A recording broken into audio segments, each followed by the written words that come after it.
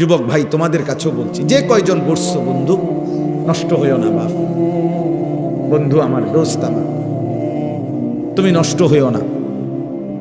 নারী, নাচ, গান, জিনা, ব্যভিচার, মদ, জুয়া, সারাদিন এই মোবাইল টিপা, আর এই বিশ্রী চুল, এই বখাটেপনা, পেশাব করে পানি নাও না, ঢিলাকুলুক ব্যবহার করো না, কোনো দিন ফজরের নামাজ পড়ো না, 5 ওয়াক্ত নামাজের জিন্দিগি সেজদা যাদের নাই, দোস্ত আমার, তুমি ভালো নাই,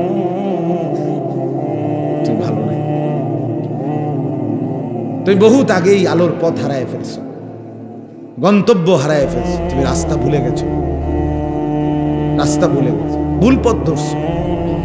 কোরআন কারীমের মধ্যে আছে, আল্লাহ তাআলা বলেন, ওয়ালা তাকরাবুজ জিনা, আমার বান্দা জিনা ব্যভিচারের কাছেও যেও, ইন্নাহু কানা ফাহিশা, নিশ্চয়ই জিনা ব্যভিচার এটা অশ্লীলতা, ওয়া সাআ সাবিলা, এই কথাটা বলার জন্য আল্লাহ বলে, এই বান্দা, জিনা ব্যভিচার, নারীকে কেন্দ্র করে যত গুনাহ, নারীর সাথে কথা বলা, ভিন নারীর সাথে জিনা, ভিন নারীকে মোবাইলে কিংবা বাস্তবে দেখা, এটা জিনা, ভিন নারীকে ছুঁয়ে দেখা হাত দিয়ে, এটা জিনা, ভিন নারীর কল্পনা অন্তরের মধ্যে লালন করা, এটা জিনা, ভিন নারীর সাথে কথা বলা, এটা জিনা, ভিন নারীর দিকে পায়ে হেঁটে এগিয়ে যাওয়া, এটা জিনা, লজ্জাস্থান দিয়ে জিনা করা, এটাও জিনা, চূড়ান্ত জিনা, আগের গুলোও জিনা। আল্লাহ বলে, বান্দা কোন জিনার কাছে যেও না, ওয়াসাআ সাবিলা, একে তো এটা অশ্লীলতা, দ্বিতীয়ত এটা মন্দ পথ, এটা ভুল পথ, এটা মন্দ রাস্তা। এই বান্দা, ভুল পথে হেঁটো না, ভুল পথে হেঁটো না। এই জন্য বন্ধু আমার, দোস্ত আমার, আমি অনুরোধ করলাম, বাবার আপনাদেরকেও বলি, আপনার জিন্দেগির পরিচয় বাবা, স্ত্রী সন্তানের দিনদারি, এটাকেই বলে পুরুষ। অভিভাবক বলে তাকে মুসলমান, যে তার স্ত্রী সন্তানের দ্বীনের ফিকির করে। খাট পালং আর সোফা, বিদেশ আর ভাত তরকারি আর বিল্ডিং, ইট বালু আর সিমেন্ট, শুধু এইটা নিয়ে যে ব্যস্ত থাকে, খোদার কসম, তারে মুসলিম অভিভাবক, মুসলমান বাবা বলে না। এমনি বাপ হইতে আরে, কিন্তু মুসলমান বাপ এটারে বলে না, মুসলমান মা এটারে বলে না। যার মেয়ে বেপর্দা, তুই বেটি মুসলমান মা না, বেটি তুমি কোনো মুসলমান বাবা না। তোমার ছেলে আছে 1 বছর 2 বছর, কোনোদিন তোমার ঘরে ফজরের নামাজ পড়ে না, তুমি কোনো বেড়াইতো না। তুমি নিজেও আসছো দুনিয়া ভোগ করতা, তোমার জিফুতরও লাগাই দিছো দুনিয়া ভোগ করতে। তুমি দুনিয়া লোভী, তুমি সম্পদ লোভী। তুমি ফুলারে কইয়া দিছ, পড়লে ফর বাবুরে নমাজ রোজাইতান আমার বিষয় না, দেশে থেকে কামাই করলে কামাই কর, নইলে বিদেশ যা, টেহার দরকার, টেহার দরকার। তো জেডায় তোর চাচাই হুঁচি জমি বেচবো, টাকা আগের থেকে রেডি না রাখলে পরে কোন ফাঁকে বেচালায়, পরে ফেসে বলবো যা বিদেশ যা, টেহার দরকার। তুই হলি টাকা এটিএম বুথ, তোরে টিপ দিলে টাকা বাইরিব, তোর টাকার মেশিন।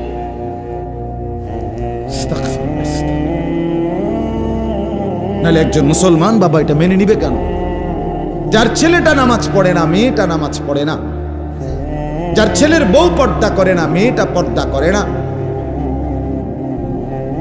এই নাফরমান, এই জিন্দিগির সার্থকতা কি ভাব, কি অর্জন? একজন পুরুষ, একটা মানুষের তো একটা সফলতা আছে, আমার জীবনের অর্জন, এটা আমি করছি আমার 60 বছরে, 40 বছরে, 30 বছরে। কি করলো? কি করলো? 1 সেট সোফা বানাইছে, সোফা 2টা খাট বানাইছে, এই একটা ফ্রিজ কিনছে, 3টা আলমারি বানাইছে, হ্যাঁ, কয়টা লবণের বাটি, চায়ের কাপ, কাচের প্লেট, এই তো আর কি, তা ফার্নিচার। এবার কি এই জীবনে কত হাজার হাজার মানুষের বাসাতে তো গেলাম, কি তার ফার্নিচার?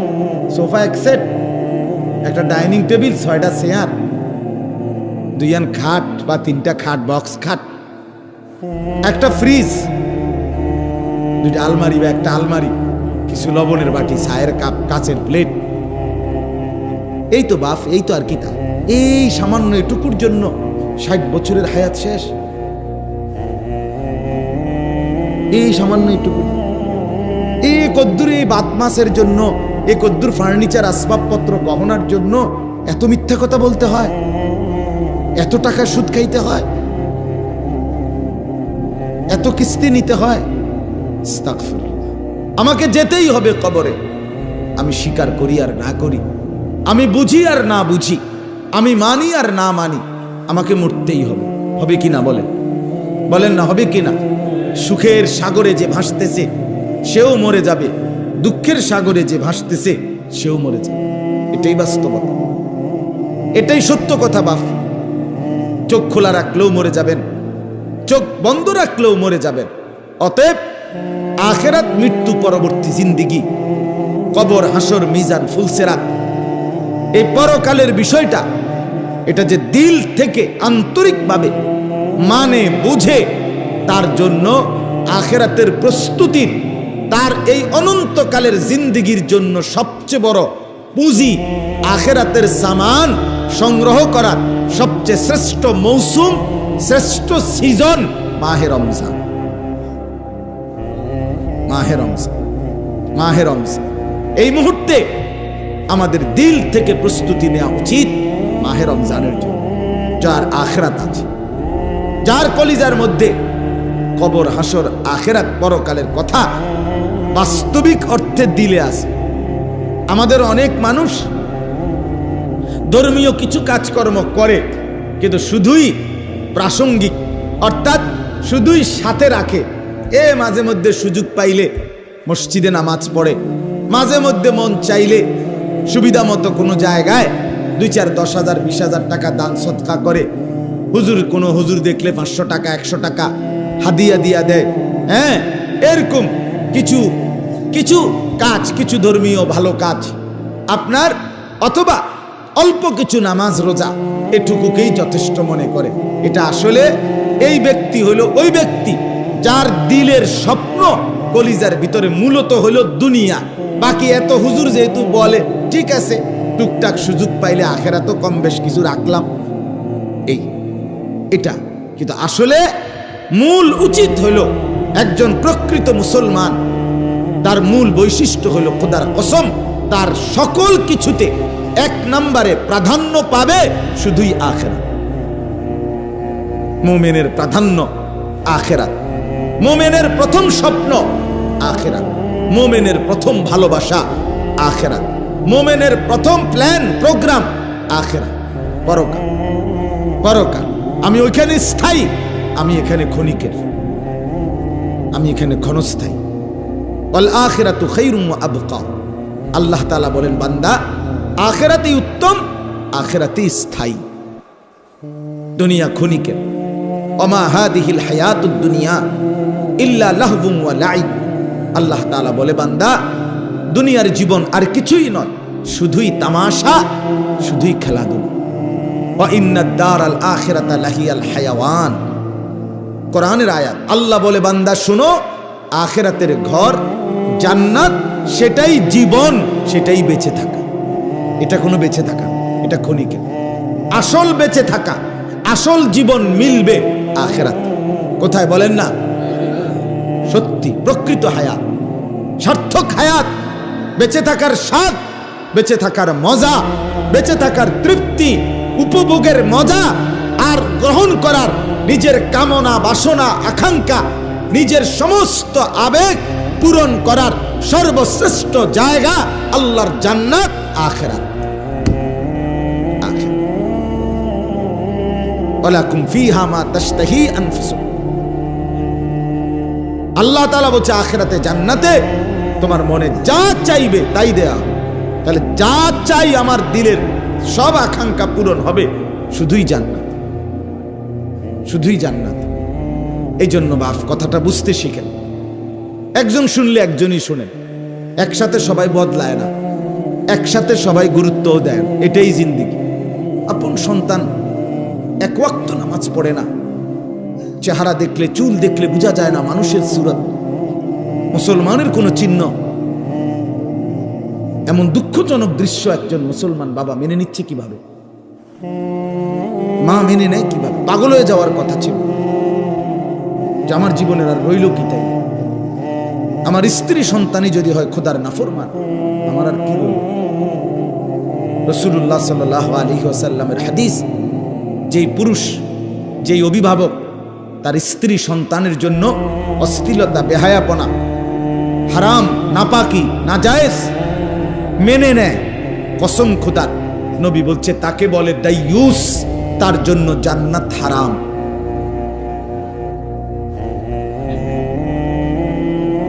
তার ঘরে আজ 10 বছর ধরে টেলিভিশন চলতেছে, আমনের বেডি আর আমনের জিফুত, আমনের ঘরে আমনের টাকা দিয়া বিদ্যুৎ বিল দেন আমনে, ডিশের বিল দেন আমনে, আপনার ঘরে আপনার টাকা দিয়া আপনার বউ বাচ্চা আজকে 10 বছর 20 বছর আপনার ঘরে প্রতিদিন রঙিন টেলিভিশনে নাচ গান নর্তকীর ছবি দেখে, আপনি সাফ কথা আপনি মেনে নিচ্ছেন, আপনি দেখতেছেন এটা যে 20টা বছর 10টা বছর ধরে যতবার টেলিভিশন ডিস্টার্ব হয় আপনি মিস্ত্রি আইনা ঠিক করে দেন, আপনি ঠিক, আপনি বিল দেন, আপনি ডিশের বিল দেন, বিদ্যুৎ বিল আপনি দেন, আপনি মেনে নিচ্ছেন আপনার স্ত্রী সন্তান নর্তকী দেখবে, নাচ দেখবে, জিনা ব্যভিচারের দৃশ্য দেখবে, উলঙ্গ ছবি দেখবে, হিন্দি সিরিয়াল দেখবে। আমি মেনে নিলাম, এই যে পুরুষ এটা মেনে নিচ্ছেন, যাদের ঘরে এভাবে দিবানিশি চলছে, আপনারা দাইয়ুসের অন্তর্ভুক্ত কিনা আলেম থেকে জেনে নিয়ে, নাই তো দাইয়ুস কইব কারে, আপনি বুঝে নিয়ে। কি ভাবছেন জান্নাত মামুর বাড়ি? হ্যাঁ, আমার শায়েখ আল্লামা মুফতি মুশতাকুন নবী সাহেব দিবানিশি বলে, এরে আল্লাহর বান্দা, হাসরের মাঠ কোনো মামার বাড়ি না, নানার বাড়ি না, হাসরের মাঠ কোনো শ্বশুর বাড়ি না, হাসরের মাঠ সেই মাঠ বাপ সোয়া লাখ আম্বিয়া, সমস্ত নবী রাসূল আদম থেকে মুহাম্মদ সাল্লাল্লাহু আলাইহি ওয়াসাল্লাম পর্যন্ত সমস্ত নবী যেই মাঠের ভয়ে দিবানিশি দুনিয়ার হায়াতে কাঁদছেন, সেই মাঠের নাম হাসরের মাঠ। সমস্ত সাহাবী, তাবিঈ, আউলিয়া, সমস্ত নেককার বুজুর্গ যে মাঠের ভয়ে অন্তরে সর্বদা কাঁপছেন, ভয় পাইছেন, কাঁদছেন, সেই মাঠকে বলে হাসরের মাঠ।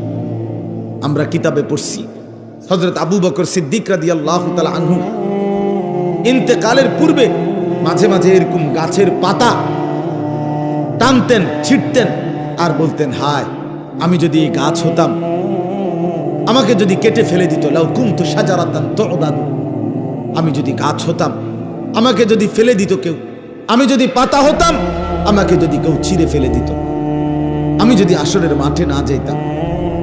হযরত ওমর রাদিয়াল্লাহু তাআলা আনহু শাহাদাতের পূর্ব মুহূর্তে, ইন্তেকালের পূর্ব মুহূর্তে হযরত আব্দুল্লাহ ইবনে আব্বাস রাদিয়াল্লাহু তাআলা আনহুমার মতো সাহাবী, উনি হযরত ওমরের প্রশংসা করতেছিলেন মৃত্যুর মুহূর্তে, বলতেছেন, আমিরুল মুমিনিন, আপনি 10.5 বছর মুসলমানদের খলিফা ছিলেন, আপনি অর্ধ পৃথিবী শাসন করেছেন, আপনার আমলে কত দেশ, কত শহর বিজয় হয়েছে, আপনার অনেক মর্যাদা, আপনি কেন ঘাবড়াচ্ছেন, কাঁদতেছেন?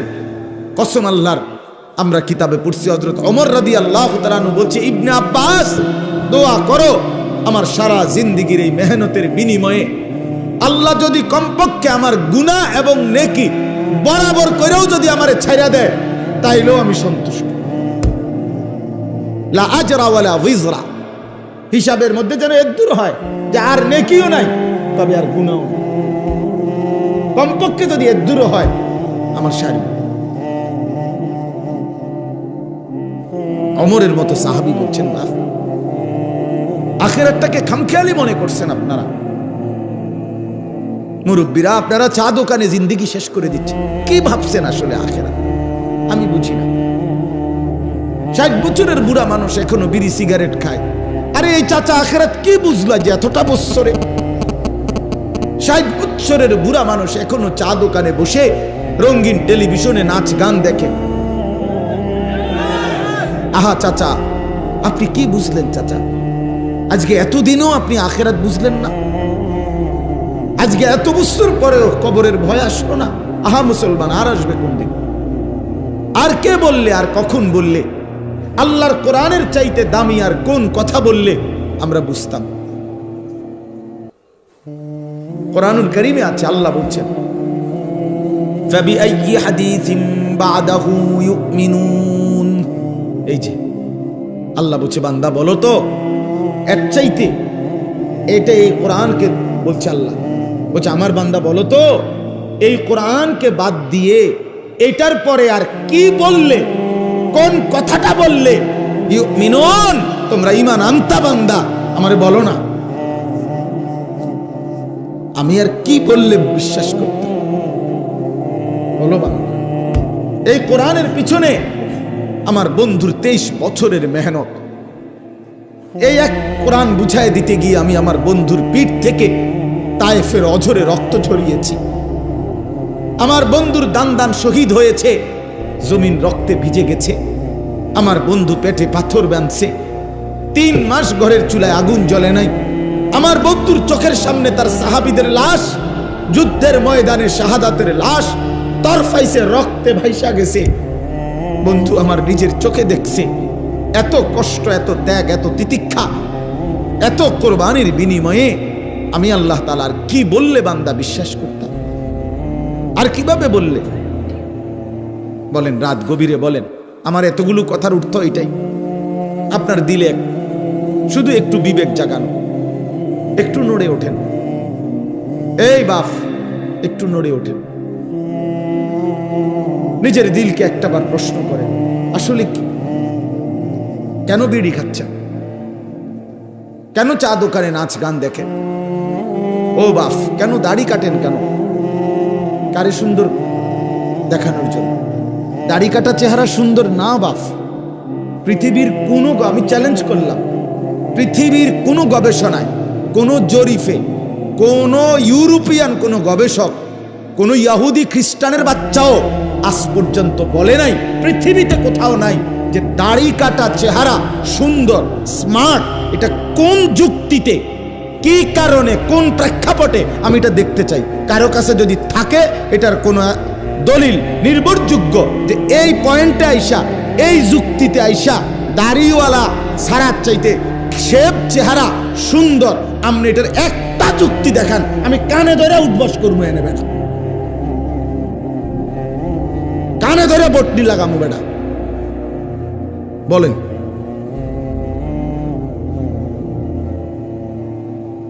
কোনো যুক্তি না, কোনো মানে ন্যূনতম কোনো যুক্তি, একটা মানুষের একটা যুক্তি থাকে, কোনো যুক্তি নেই। দাড়িবিহীন চেহারা সুন্দর নয়, সারা পৃথিবীকে চ্যালেঞ্জ করে। দাড়িওয়ালা চেহারা সুন্দর। দাড়িওয়ালা চেহারা দেখে পৃথিবীর ইতিহাসে 40 জন সুন্দরী সম্ভ্রান্ত রাজবংশীয়া নারী এক দাড়িওয়ালা যুবকের চেহারা দেখে এক নজর, এক পলক শুধু হাইটা গেছে, এক নজর দেখাই হাতের আঙ্গুল কাইটা ফেলছে। সেই যুবক দাড়িওয়ালা যুবক ছিল। সেই যুবক সেই বলা যুবক। আর এর বিপরীতে দাড়িবিহীন কোন বেড়াইতে দেখে এরম কারবার হইছে, এটি রূপকথার মধ্যেও নাই, হাট্টিমা টিমের বইয়ের মধ্যেও নাই, কোন সিনেমা তো নাই। এমন জি না, ঠাকুরমার জুলির মধ্যেও নাই। আমি ঠাকুরমার জুলি পড়ছি ছোট থাকতে,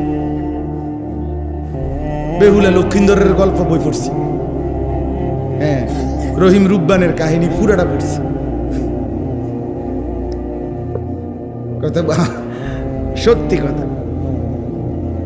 এই জন্য আমি বলতে চাচ্ছি, আপনি বলেন এটা ফিরতেই হবে বাপ, আমরা ফিরতেই হবে। আমাদের গন্তব্য আখিরাত। আমাদের গন্তব্য কি বলেন না দোস্ত? আমার পাশ কাইটা গেলে হবে না বন্ধু। আপনি আমারে পাশ কাইটা গেলেন, আমি আপনারে পাশ কাইটা গেলাম, এটা তো আমি আর আপনি। আমার কাছে আপনি ঠেকানা, আপনার কাছে আমি ঠেকানা, কিন্তু আমরা সবাই আল্লাহর কাছে ঠেকানা। অকুল্লুহুম আতিহি ইয়াউমাল কিয়ামাতি ফারদা। রব্বুল আলামিন বলে সকলকেই আল্লাহর সামনে কিয়ামতের দিন একজন একজন করে এসে দাঁড়াইতে হবে। কয়জন কয়জন? ফারদান ওয়াহিদান, একজন একজন